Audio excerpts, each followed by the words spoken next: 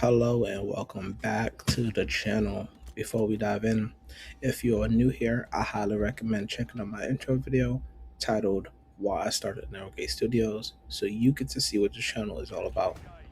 A big thank you to everyone watching on Rumble and to those subscribed on YouTube. 2026 is off to a strong start and I won't be stopping. If you're enjoying the content on Rumble, please hit that follow. If you're on YouTube, hit that subscribe. It will also help to follow on Twitter. My goal for 2026 is to start building a steady revenue on these platforms, which will help Navigate Studios establish itself in the gaming industry. Now let's get into it. Thank you for tuning into my ninth video in the Problems in the Gaming Industry series, where I share a different perspective on issues affecting both players and developers. Today's topic, pay to win. One thing I have to be grateful for after coming this far in my handout videos is having the opportunity to dive deeper into the topics of SBMM, EOMM, and pay to win, gaining a whole new perspective on these subjects. What I mean is that I originally tackled these videos with the mindset that each of these topics represented bad systems. However, after taking a deeper look, I came to the conclusion that SBMM, EOMM, and pay to wins are just tools. Design tools shouldn't be judged only by what they are, but what the purpose they serve and how they're used, and whether players knowingly accept that purpose and usage. So, yes, for the third time, after taking a deep dive into pay to win systems, I have come to the conclusion that pay to win systems are simply another tool developers can use to achieve their goals. If you're still watching after hearing me make that statement, I really appreciate it. What I mean by pay to win systems being just another tool developers can use to achieve their goals is simply this: developers have goals for their games, and depending on those goals will determine what system they choose to design. If developers want new players to try out their multiplayer game and have breathing room to learn the game and catch up to more experienced players, they may use SBMM. If developers want players to stay engaged longer than normal, they may use EOMM. If developers want their game to generate additional financial income beyond the initial purchase, they may use pay to win systems. By now, you may be asking, isn't pay to win systems an unfair advantage over players who can't afford to purchase advantages or who simply aren't willing to purchase because of their moral principles? I would say you're correct. However, have you ever sat back and really thought about the audience the developers were designing the game for? Or considered how that target audience may have changed over time? If not, let me break it down for you.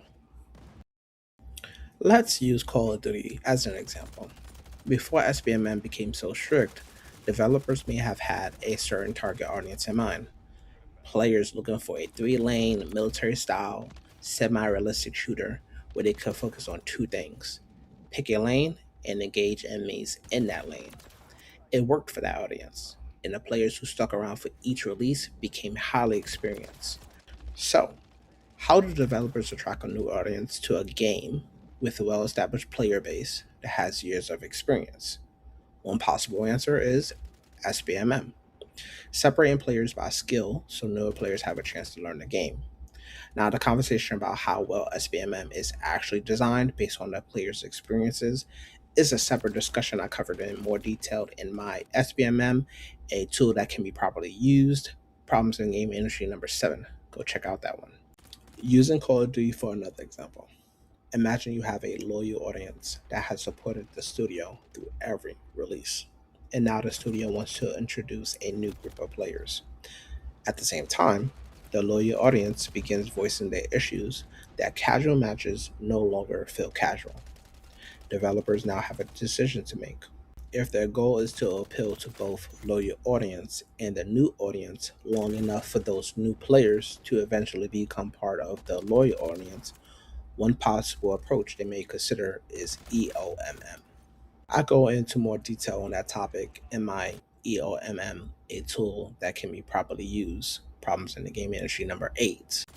Finally, in my video, Pay to Win Systems Hiding Among Progression Systems Problem in the Game Industry number 2, I mentioned that developers had not fully embraced pay to win systems because many players from the early days of gaming rejected the idea of buying progression instead of earning it.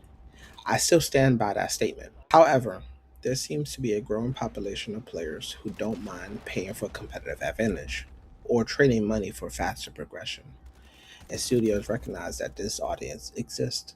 Because of that, developers may choose to use pay to win systems to appeal to that market. To end this section off of my handout videos, I would like to pose a question. What are you willing to accept, and can you walk away? I have made these videos in defense of the tools, not the studios themselves, because I don't have evidence or firsthand knowledge of whether or how any particular studio uses SBMM, EOMM, or pay to win systems. What I can do is speak to the experience players share online. From what I can see, many players want studios to make changes to the game they love to accommodate them. So I ask again, what are you willing to accept, and can you walk away? Meaning, if a studio never make changes to the games you love to accommodate your preferences, will you accept that and continue playing? Or will you walk away and find another game that better aligns with what you're looking for? SBMM, EOMM, and pay to win systems are all tools. A tool isn't good or bad on its own.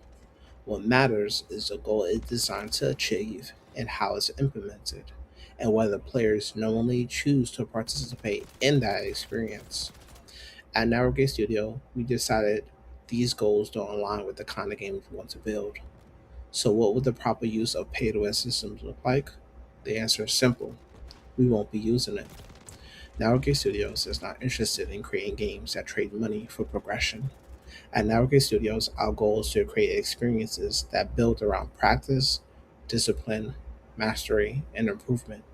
We want players to earn what they achieve through learning, perseverance, and growth, not by opening their wallets for a competitive advantage. Because of that, being associated with pay to systems would not align with the values we want our studio to represent. Until we can release projects that fully reflect these principles, this channel will continue focusing on transparency, design philosophy, analyzing systems that shape players' experiences. Because the goal isn't just to criticize games, it's to understand them and build better ones.